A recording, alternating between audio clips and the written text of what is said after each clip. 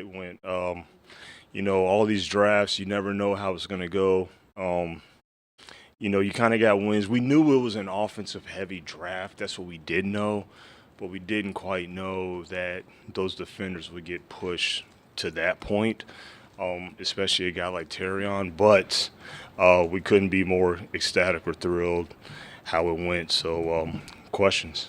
At what point did you start making those calls to move up the board when you see him sliding the way he did, I guess? Yeah, I mean, I was calling late teens. I was calling, just trying to see. I didn't think he was going to be there, and really thinking he was going to be there, calling in late teens, but really thinking we're going to have to settle for a different player at a different position,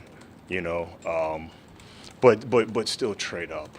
So, but yeah, I mean, it wasn't a whole lot of trade backs that early, just because it kind of fell, I think, well for a lot of people. So, I'm still a little kind of never thought he would be there, but we couldn't be more thrilled. Is this a perfect The blend? ball production. The ball production. go ahead. Where we go? Okay, is this a perfect blend of best player, but also a need, which is not necessarily, but the combination? 100%. It doesn't always match up that way. I know you guys have heard me say a million times, we don't care what the position is. We're just going to get the best football player, but it happened to match up with it's the best football player, and it was an area where we wanted to add one at some point. We didn't know if we were going to be able to add one in the first round. And be quite honest, we weren't really anticipating being able to add one in the first round. So we just kind of thought we would kind of be out of the mix for a lot of those guys, especially him, because he was our best, he was our highest rated corner. So. Can you just speak to the ball production, obviously the interceptions last year, but I think he defended more passes than he had games played. Just does that translate to the NFL in your mind? Yeah, he's sticky. He can play man coverage. The thing about Terrion, what's great about him, some of these guys, they are what they are, or you might say, well, the ceiling might not be as high, but the thing about him is you go back to his 22 film, you go back to earlier this season, and you saw an incremental just improvement every single game. So I think the first time I watched one of his games was, I think it was an LSU game, and that's kind of when I first kind of saw him. And then I was like, okay, I see skill set, but then you start getting down to those late games. You get down to college football playoffs, and you see him versus Georgia, and it's okay. All right, it's on the come. So and that as well with the skill set. So we feel really good about his floor, but we feel even better about his ceiling. We feel really good about the kid.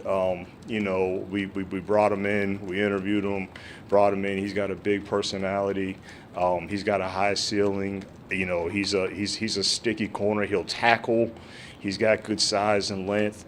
He had a great workout when I went down to see him at his pro day, and that was a game that I wanted to catch an Alabama game, but never was able to get there. So we made a concerted effort to get to his pro day, and he had a great workout. So again, we're really thrilled that it fell this way. Brad, can you expand more on his physicality, especially playing man-to-man? Yeah, I mean that's not an issue. That's not an issue. Like, he'll get in your face. He's got a challenge mentality. He will tackle. I mean, he's got the right mindset that we're looking for, and he fits us like a glove. He fits us to a T, exactly how we want to play. So we couldn't be thrilled. Like, you guys know, it's kind of a, when guys don't play hard, when guys aren't physical, it's hard to play here.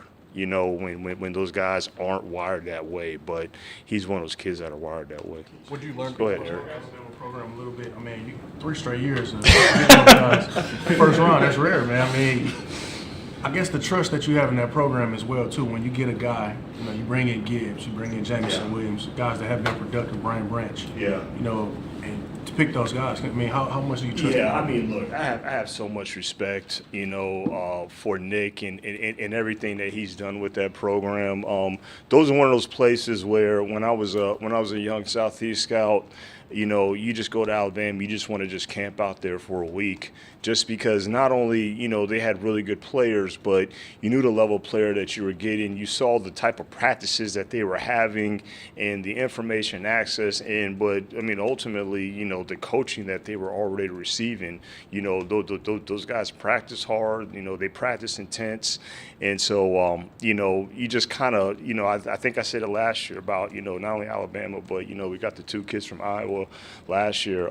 You have, and it's a lot of other schools that I can say that about. You got Michigan right down the road, but when you pull kids out of those programs, you pretty much have a good feel. Not all of them are exactly the same as a person, but you kind of know what they've already been through, and you definitely know what kind of coaching that they've already had, and you've seen them verse at the highest level, and there's really not a whole lot more to see. So again, I would have never thought it would have worked out that with the continuous Bama to Bama to Bama, but I'm not surprised either, because we know how we want to build our football team. And those guys have been a stalwart powerhouse in the top college football conference for a very long time. And again, Saban, you see him in practice. He spends a lot of times with those DBs. Every time I've been to practice, in Alabama practice. So again, it gives you a little bit higher level of comfort. Brad, what did you learn about his mindset and the way he's wired during the pre-draft process? Yeah, I mean, he's got, a lot of energy, again, he's got a challenge mindset. He's got a challenge mentality. He's got the physicality. I mean, he's gritty, and that's just, and he's still developing. That's the thing about him. I mean, he's still growing and he's still getting better. But that's what you kind of love about him. He is a corner. He is, I don't want to say flashy guy. He's a big personality, but in a good way. I think you guys will enjoy him. He's got a great smile. He's got a lot of energy. He's got different interests. So I know me and Dan enjoyed our time that we spent with him, and as well as all of our coaches. So the mindset checked.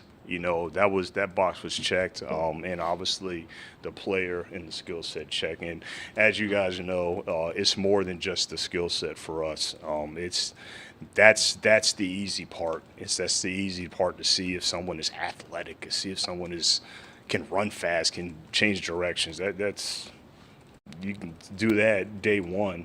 It's like, how's a guy wired? And we felt good about that. Brad, you said he was the number one corner on your board. I don't think that's going to surprise many people. I think probably a lot of teams agreed with you. But there was a group, I guess, of corners there that maybe some people had differently ordered. I'm just curious, how close was that group of 3 to 5 corners for you guys? And really, what was the thing that maybe set Terrion apart from that collective? Yeah, and again, this is the great thing about the draft.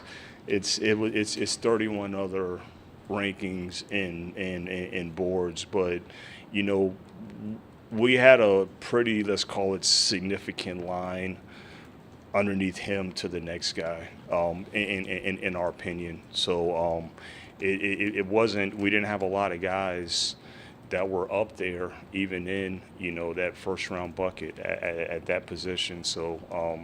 But he was one of those small few that was even up there in consideration for us. But it was a line. Thanks, guys. Appreciate it. Thanks, Brad.